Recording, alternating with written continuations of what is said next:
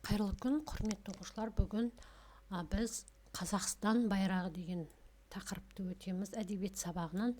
Бүгінгі сабағымызда біз өлеңді түсініп оқимыз және өлеңдегі көркем сөздерді табатын боламыз. Алдымен сабақты күндей жадырап, айдай арайлап, жұлдыздай жарқырап, судай таза мөлдір көңілмен сабағымызды бастаймыз деп бір-бірімізге жылы тілектер айтамыз.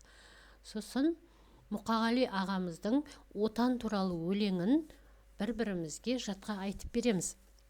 Бұл өлеңді біз үйге жаттауға алғанбыз. Жаттап келген оқушылар болса, кезекпен бір-бірімізге айтып береміз. Әрі қарай біз рәміздер туралы ақпарат алайық.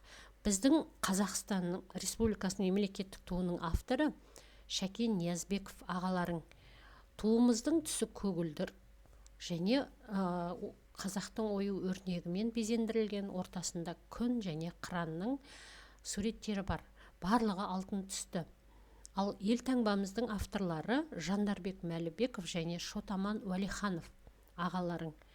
Ал біздің еліміздің әнұранын жазған Жұмекен Нәжмеденов ағаларың, одан кейін Нұрсұлтан Назарбаев ағаларың өзгерістер жасаған.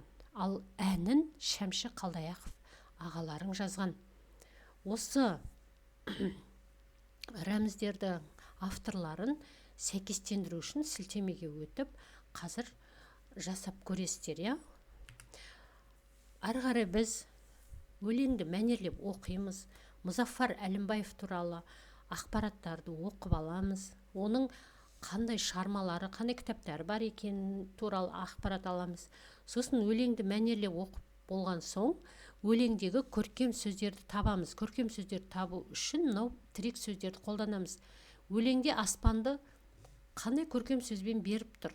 Мысалы, зеңгір аспан деп тұр, күнді алтын күн деп теңеп тұр. Көркем сөзіміз алтын, зеңгір деген сөздер болып тұр. Ал Қазақстан байрағы деген сөзді, Қазақстанның байрағын көк аспандай көгілдір деген көркем сөзбен тіркестіріп жазған.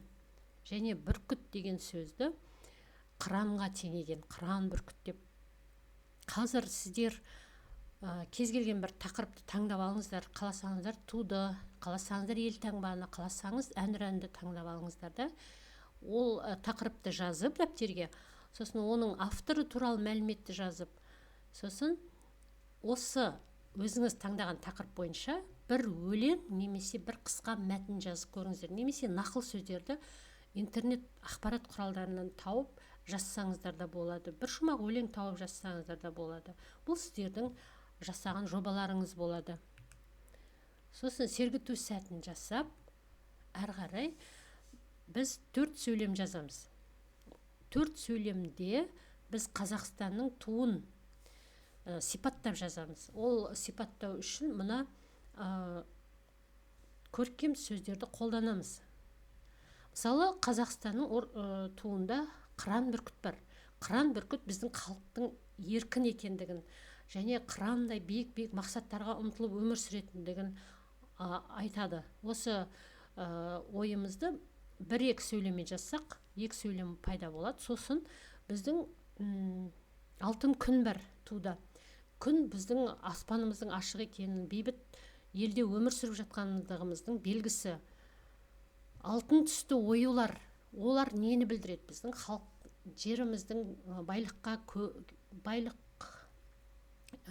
кен орындары өте көп екенін айтады, байлықтың мекен екенін айтады, және оюлар біздің ерекшелігімізді білдіреді. Қазақ халқының ерекше ою өрнегі бар екенін білдіреді.